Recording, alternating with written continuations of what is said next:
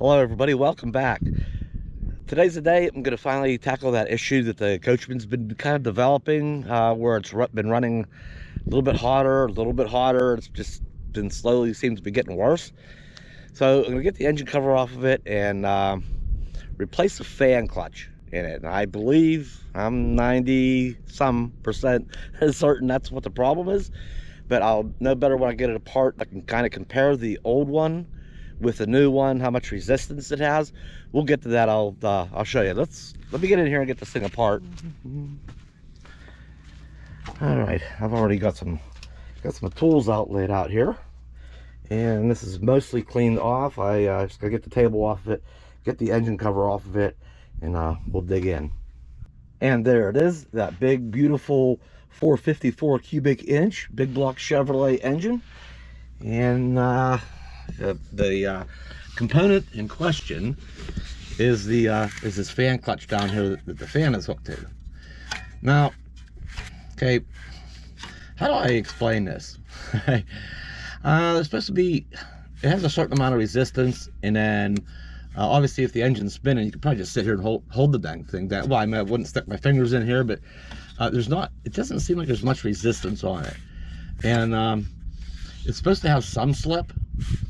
And then what happens is the engine heats up, the heat transfers into that clutch, and it more fully engages. So, you know, this can definitely be, when it's cold, it's kind of intentional by design that when the engine's cold, it does have some slip. The fan doesn't run full speed.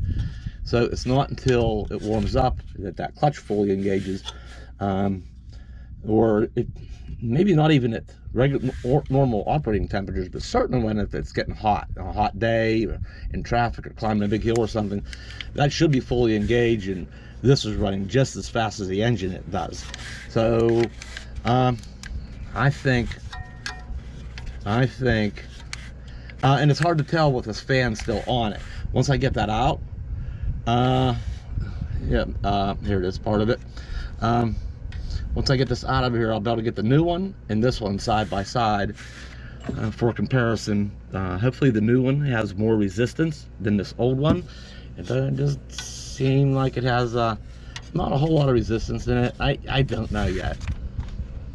Oh yeah, and to get this started, well, I'm probably going to try to get down here and break some of these bolts loose at first, at least until and then I'll get the belts loose. This has to, yeah, I'll take the tension off the belts a little bit, because if I loosen that up now beforehand, this pulley will also come loose, and then because of the tension, the pulley kicks, and then when you go to put it back together, so I have to relieve the tension on both the power steering belt and on the alternator belt, which of course they both run around the water pump pulley, and of course down around the lower pulley, the main crankcase pulley. So I'm gonna try to get these bolts broke loose and get these belts off.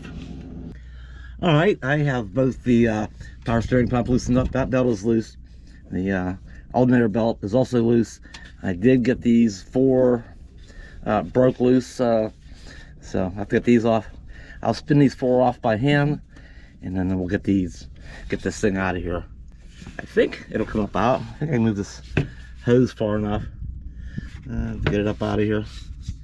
This did here less than 2 years ago too. I did put a new water pump on it, and that new fan clutch, and both upper and lower hose, and thermostat. Actually, I put another thermostat in it several weeks ago, hoping maybe that was a problem. But no, everything kind of tells me that's clutch has gone bad. I might get back into that here in a few minutes once I get it off. Okay, if you ever take this job on, one thing you need to be careful of, mindful of, is once this is loose, and when you're fighting it to get it up out of here, just gotta be careful not to knock one of these fins into the radiators right up in there, kind of in the shadows. But you don't want to accidentally bang your radiator up and maybe cause a leak, so gotta be mindful of that. Take this out of there carefully. So I'm going to, now that it's loose, now you can probably see that pulley's loose as well. I'm gonna take that off there.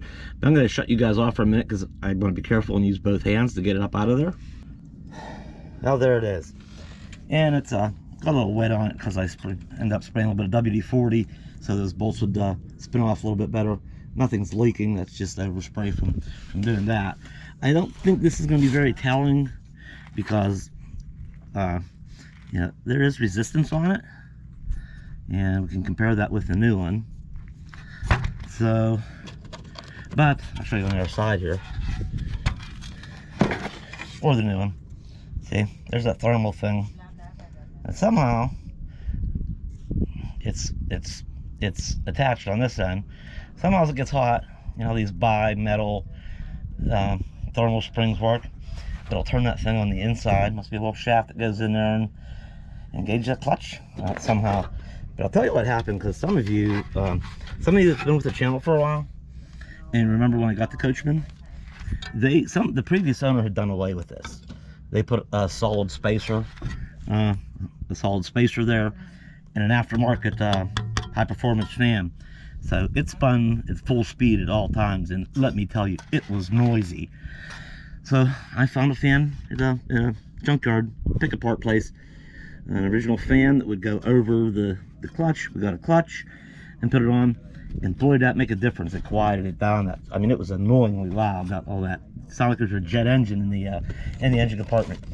So when I put this in, yeah, it quieted down, but there were times when the engine got to running hotter that I would hear this engage. I would hear the fan. I would hear the you know, the fan noise. And then just over time, I just haven't heard that noise in a long time. Climbing hills, hot days, I haven't heard this like fully engage in that noise to increase. So even though it has resistance, let's see what the other one does. Same thing, it's gonna have a certain amount of resistance too. But does it have more? It does turn. Does this one turn easier? Oh, yeah, it kind of seems like it does.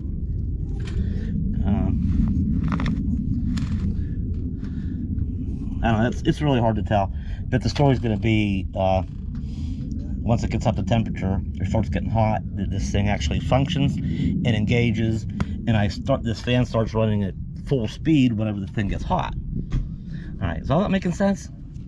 I know even to you people, hang on. I know some of you like these repair videos. Some of you can, you know, leave them. What's kind of funny is a few of you have said, I don't know, I don't understand anything. I don't know what you said. I don't understand anything about what you're doing, but just finds it fascinating going through step by step and messing around and explaining it. So I hope you're enjoying this one and understood that somewhat, a little bit. Okay, so I got 4 more bolts to do. Now I got to take these 4 bolts that attach the fan to the clutch, take the fan off, set it over on this one, put the 4 bolts in it, and we'll be able to reinstall this. And like I say, hopefully I'll start hearing that fan noise again. It'll tell me that it's operating once again. Okay, all the bolts are out of it. Bang. That is it. So, yeah, it's, I wish it was just very definitive, you know, that it's not. This one does, I mean, it does seem like it spins a little easier, maybe. Yeah, oh well, that's not so much the point that matters. Like I say, it's when it warms up and that engages, that's when it should be really stiff and not slipping at all. Okay, they are designed to slip. When they get hot, then that, like I say, it engages, and then they shouldn't.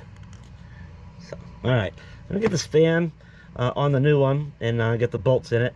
We can, hopefully, maybe there's still a warranty. I think there's limited lifetime warranty on this. I believe I got it at AutoZone.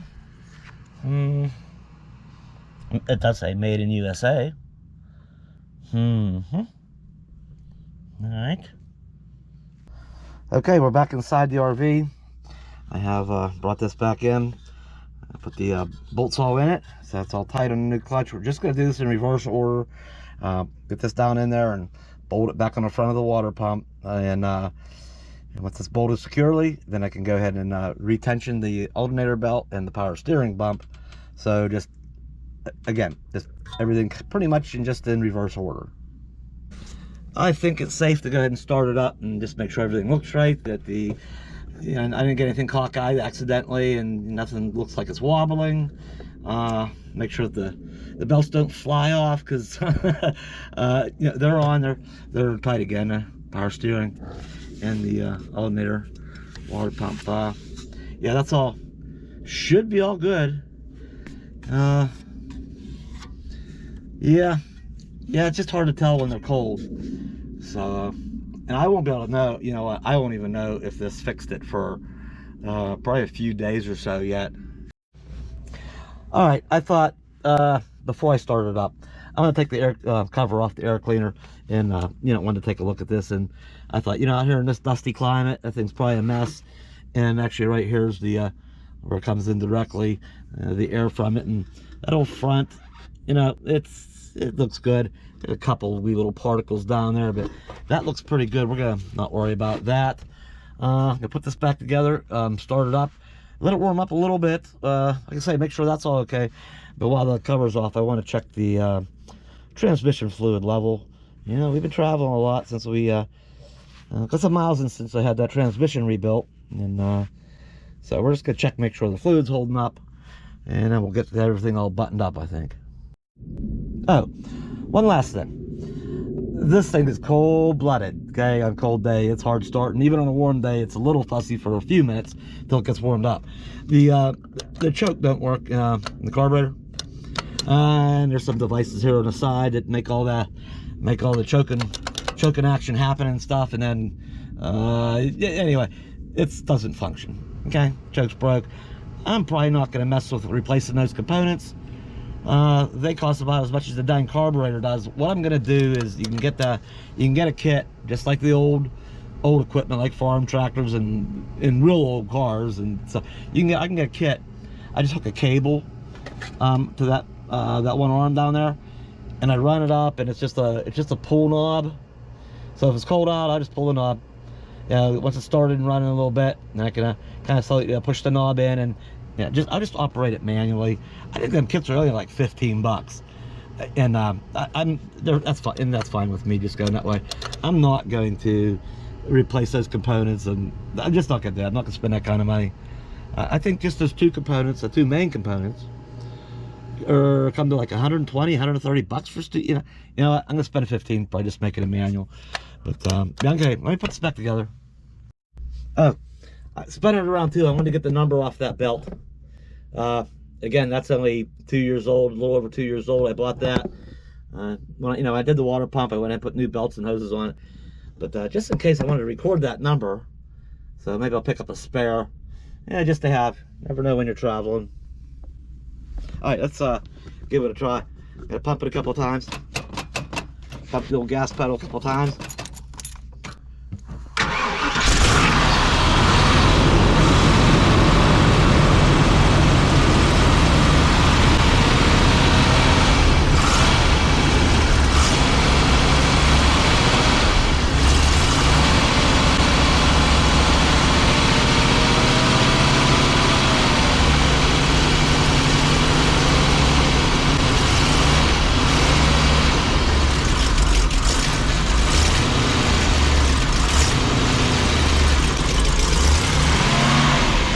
See, it's a little cold-blooded. It won't idle right away. Now, if that choke works, there's a fast idle mechanism that'll force it to stay idling until it warms up. And once it's warm, it kicks off. That automatic choke stuff just stays working. So I gotta sit here and do this for 2, 3, 4 minutes. Kind of feather the gas pedal, keep it running. Then it'll be okay.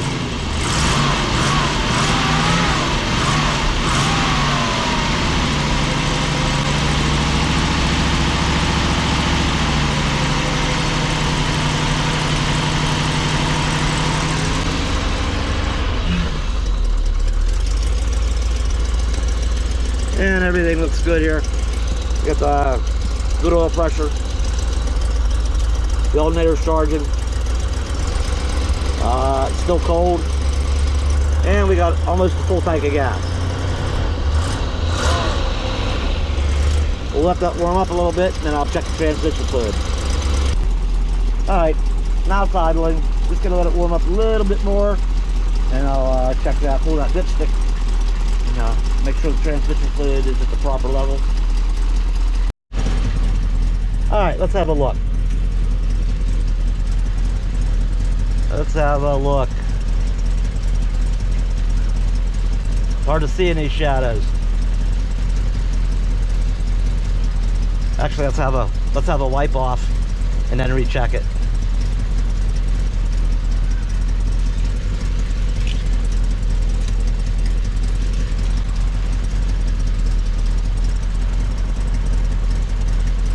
Yeah, it's right in the area that has the crosshatch. I don't know. Yeah, we're good. Yeah, we're good. I'm happy with that. Oh, hang on.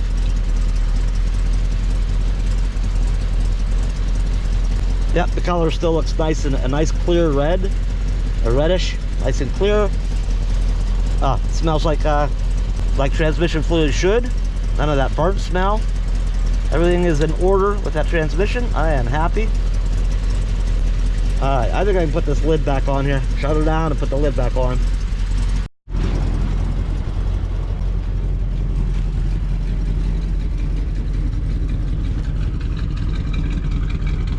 Honestly, that engine sounds just fantastic. It's a good runner. Hardly uses any oil. Oh, speaking of which, all these older engines been around for a while, getting some miles on them. They all use a little. Some of them use a lot. This one is used very little. I'm super happy with this engine. It has like around 74,000 miles on it. Uses almost no oil. Almost. All right, and it shut off just in the right place that I can also get the number, oops, sorry about that, off the power steering belt. So I will record those. I'll drop them down, make a note of those on my computer, and I might pick up some spare belts. Like I say, both of those are new. I mean, well, 2 years old, but don't hurt to have spares when you're crossing the country and crossing big deserts and such. All right, I did pop the hood and check the oil. It was a little lower than I thought. It actually took just over a quart, and the dipstick is way up here. So yeah, since we left Pennsylvania, I changed it before we left Pennsylvania. And when we left, we went down to Florida first, South Carolina. We had a visit there, to Florida. And then once we got over in Texas, I stopped and I checked the oil, and it was about a half a quart low. And I just left it go. I thought at half a quart, I should be able to get the whole way out here and maybe be down a quart. And that is about what it was, quart and a little bit. So that's okay. And I also popped off the radiator cap and topped it off. It only took a little, because you can't see, because it has this neck. You know, most have a radiator cap on top of the radiator where you take it off and you can look down and see if it's full or not. It's kind of a guess here because it goes. So I give it a little bit, a little drink, and I mean, I hardly took very, very little, and it started coming out. So I just threw the cap back on. That's good. So all fluid's been checked, and the belts. The one belt, I think a power steering belt. No. I think it was the alternator belt. Yeah, because it squealed. That was the one that squealed a little bit when I first started up here in the past several weeks, or a little bit longer actually. Then just a few moments after starting it, it would quit squealing. So I knew it was beginning to slip a little bit, but then it just quieted out. Anyway, that's taken care of too. All right, I think we can close this up. All right, I do have the engine cover back on it. The table's back on it. Bell says good, I can get back up here again. Can you move a minute, please? Come on, get down. Come on, get down. Come on, girl. Let me over there for just one more minute, and then I'll put your bed back up there, and we'll fix that back like it was. And just give it one last pump the gas one time. Should fire right up, and it does. Sounds good. Yeah. All right. That can be enough. I guess a couple of things I probably should have mentioned was that the overheating problem. Actually, on the way down from Pennsylvania, when we got to Virginia, there's some pretty big hills in West Virginia and Virginia. And one of them, I just charged up in it. Everything's running good, it's driving good, traffic's doing its thing, and just was really in our groove. And just charging up a hill and at speed limit 65 or a little bit. And it was at one time, it was a really long hill. And when I got to the top, I could tell it was getting a little bit hot. A little hotter than... I wasn't paying attention to the gauge. I was just, we're just going, no, not a care in the world. When I got to the top, I could just tell, I could kind of smell something a little bit. You know, you're running hot if you smell, all of a sudden you kind of smell something. So I looked down at the gauge and it was like right out in the red a little bit. But it didn't overheat so bad that, you know, we've all seen cars broke down along the road, the steam's flying out. You know, it didn't overheat that bad to where it overboiled or, over pressurized the radiator cap. That's like a 13-pound cap. Once the PSI in the coolant system gets above 13 PSI, it overrides that spring, and psh, you know, it'll relieve itself. So anyway, it didn't get to that point, but I knew he's having a problem. The only time it really gets hot is if I'm pushing it. I shouldn't even say that. We've kind of milked it the whole way out across the country. Me knowing when, if long hills on the warm part of the day, trying to do the speed limit, that gauge would slowly come up. If I backed off, say it's 65 mile an hour speed limit, if I backed off to, you know, say 60 or, you know, 50, 57, okay, that gauge would start coming back down. It's slowly going to kind of come back down to normal. If I start pushing it that little bit, 65, like I say, in the heat of the day, which wasn't all that hot, it was late fall, I can see that gauge just slowly climbing, and I'm like, that's an indication we got some kind of problem. Something's going. So it was running warmer than it had used to. It never used to do that. I thought, okay, so we got some issue creeping up, but so I just watched those conditions. I just drove a little bit slower or a little bit earlier in the day when it's cooler, and you know, we came the whole way out across the country like that and never overheated. But now it's getting time. Now we're out here in the Southwest. Warmer weather is coming. It's getting late winter, right? Spring's almost here. It's gonna be warming up. In fact, I'm sweating a little bit now. It's like 84 today here. But it's gonna cool back off a little bit. Anyway, you know, I'll be going the whole way back across the country again, and it'd be nice to be able to go, you know, the speed limit, right? And even up some, you know, not necessarily the steep mountain pass, but, you know, up and down the grades at normal speed, and there shouldn't be an overheating issue. So it might be a little bit, it's gonna be some days, probably till I'm under those conditions where I can see if that gauge is staying put where it normally does, or if it still creeps up, which would probably indicate I still have some other problem I haven't figured out yet. So it's I don't know. Like I say, the only thing everything else is good. It holds fluid. We did put a new radiator cap on it a while back. I didn't know that the thing was gasket on it was kind of seen better days. I don't know. Don't know what else to figure.